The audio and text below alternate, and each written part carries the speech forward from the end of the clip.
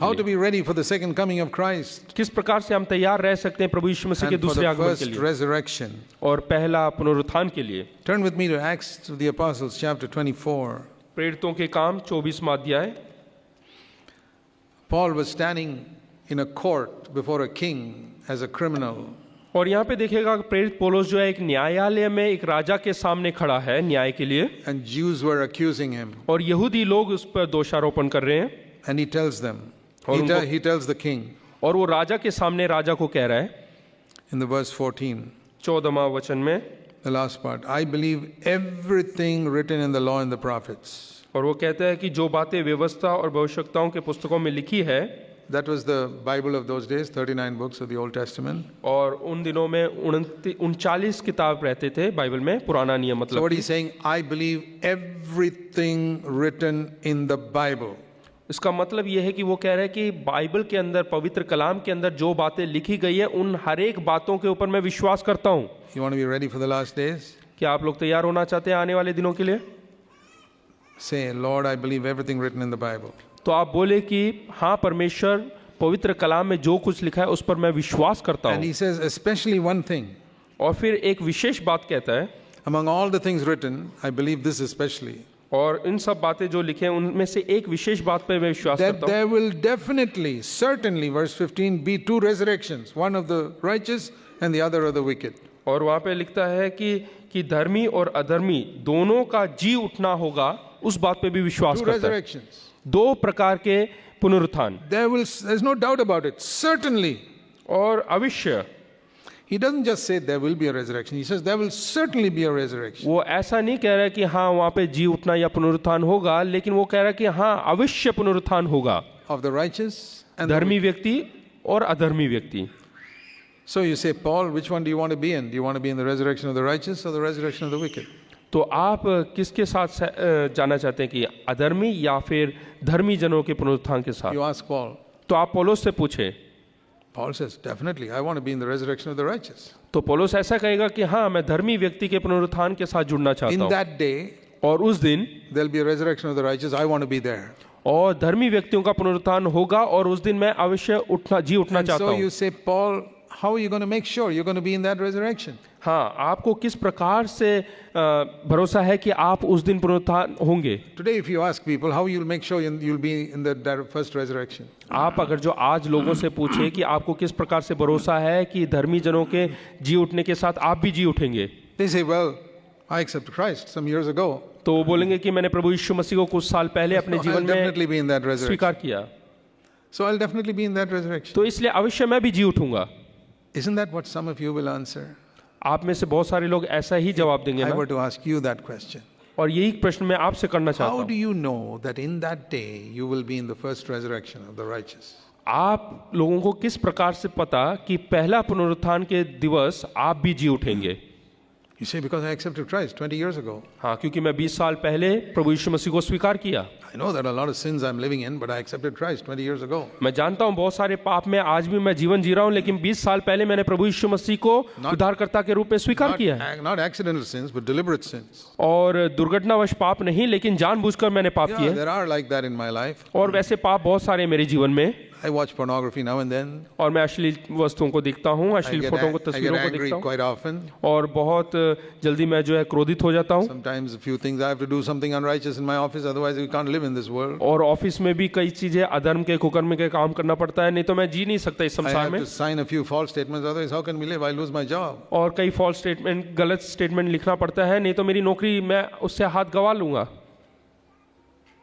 But that's not what Paul said. लेकिन पौलुस ने ऐसा नहीं कहा। Paul didn't say I accepted Christ on the Damascus road. पौलुस ने ऐसा नहीं कहा कि दमस्कस के सड़क पे मैंने प्रभु यीशु मसीह को स्वीकार किया। Paul, how are you going to be sure you'll be in the first resurrection? आपको कैसे भरोसा है कि आप पहले पुनरुत्थान के दिवस में आप जी उठेंगे? He gives the answer in the next verse. और अगले वचन में वो जवाब देता है, Verse 16. 16वें वचन में। Because there is going to be a resurrection of the righteous. हाँ, इससे कि क्योंकि उस दिन जो है पुनरुत्थान होगा, जीवित उठेंगे। I do my best to always maintain a blameless conscience before God and before men. क्योंकि मैं आप यत्न करता हूं कि परमेश्वर और मनुष्यों के सामने मेरा विवेक सदा निर्दोष रहे। He doesn't just say, I keep a good conscience. He says, I do my best to keep a good conscience. वो ऐसा नहीं कहता कि मैं अच्छा विवेक रखता हूं, वो बोलता है कि मैं पूरा यत्न करता हूं एक निर्दोष विवेक के साथ रहने What के does it लिए। mean to do my best?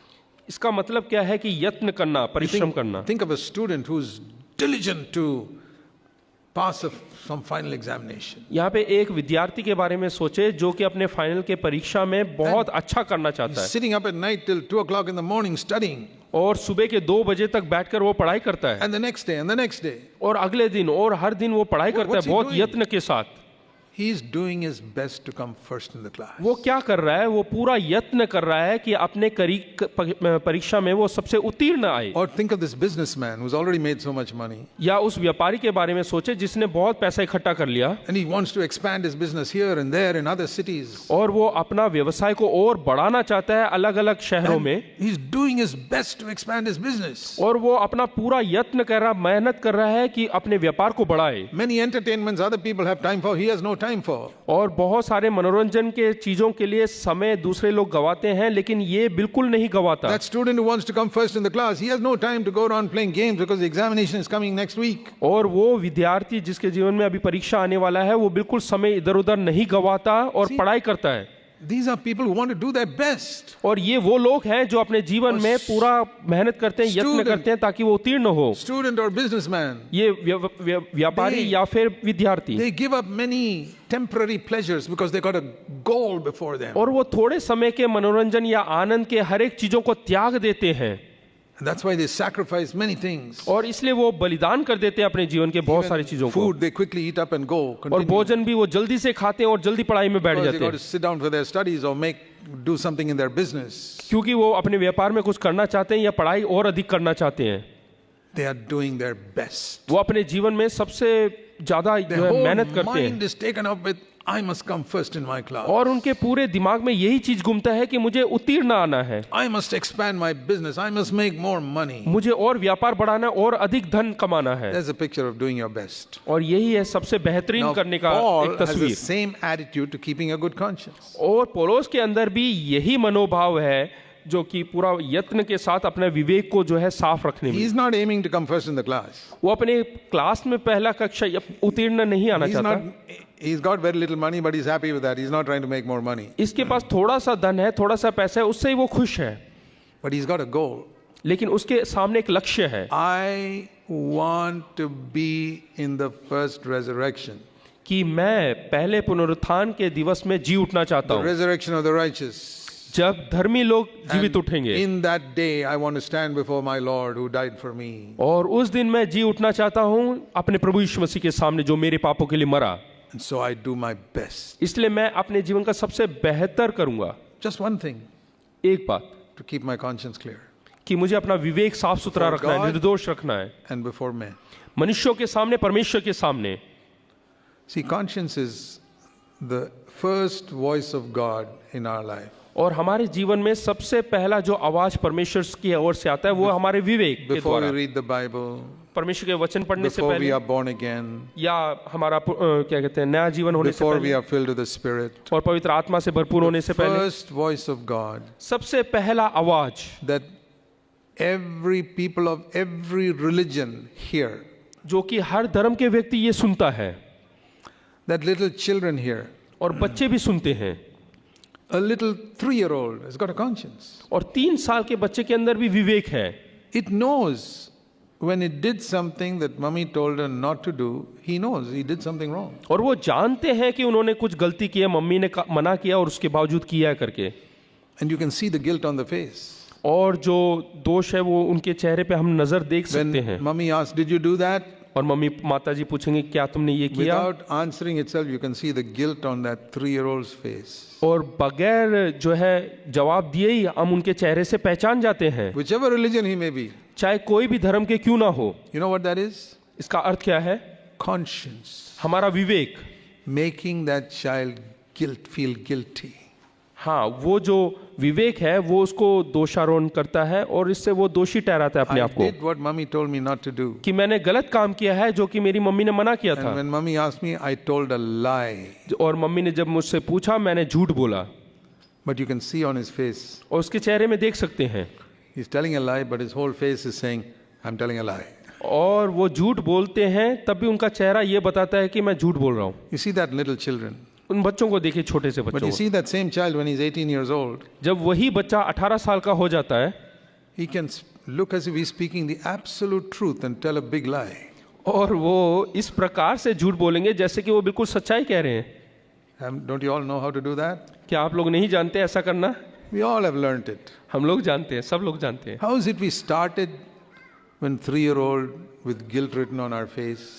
हाँ, दिखेगा 3 साल का जब झूठ बोलते हैं तो एकदम से चेहरा बदल जाता है। But now we can tell a lie to anybody, to our boss or anybody else, and make people really believe that is the truth. और अब ऐसा है कि जब हम 20 साल के हो गए कि तो इस प्रकार से झूठ बोलते हैं और सब लोग ऐसा सोचते हैं कि इसने सच कहा है। You know why? क्यों?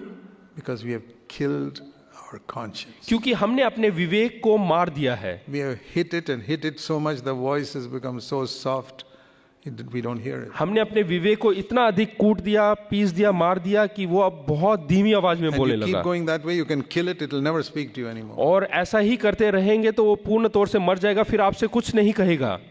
You know what is the most precious gift God gives a baby when he's born? क्या आप जानते हैं कि जब एक बच्चा जन्म लेता है तो उसके अंदर सबसे बेहतर, सबसे अच्छा तोहफा क्या दिया है? You know, doctors look for 10 fingers, 2 eyes and all that.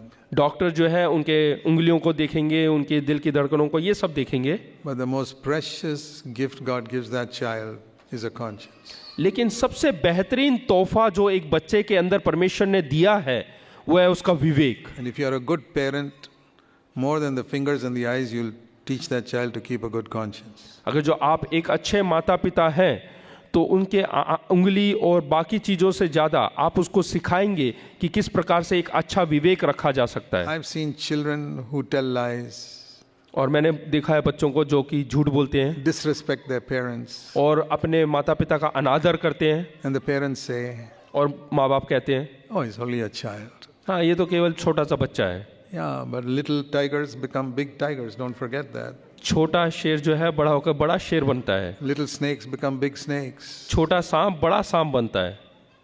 Conscience is the most precious thing that you need to develop in a child. विवेक सबसे कीमती चीज है जो कि हमें बच्चों के अंदर उसको बढ़ाना We है। live like that with a dead conscience. हाँ, अगर जो हम मरे हुए एक विवेक के साथ जीवन जिए It's like a weighing machine.